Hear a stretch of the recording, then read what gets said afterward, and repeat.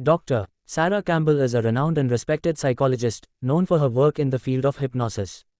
Her patients come from all walks of life, seeking her help to overcome a range of mental health issues. One day, a new patient walks into her office. He's charming, charismatic, and seemingly in control of every aspect of his life. His name is John, and he's seeking help to overcome his insomnia. As Sarah begins to delve deeper into John's psyche, she realizes that there's more to him than meets the eye.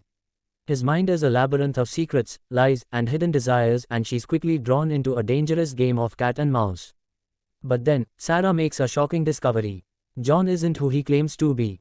In fact, he's a convicted serial killer who has escaped from prison and assumed a new identity. With this revelation, Sarah finds herself in grave danger.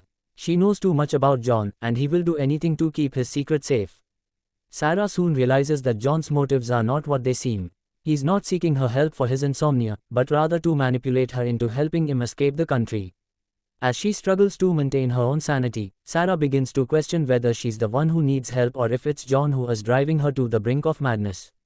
But Sarah is determined to bring John to justice, no matter the cost. With the help of a few trusted allies, she hatches a plan to turn the tables on him and bring him to justice.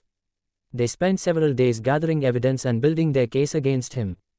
They reached out to the authorities and presented their findings, but they knew that John had powerful connections that could potentially protect him from the law.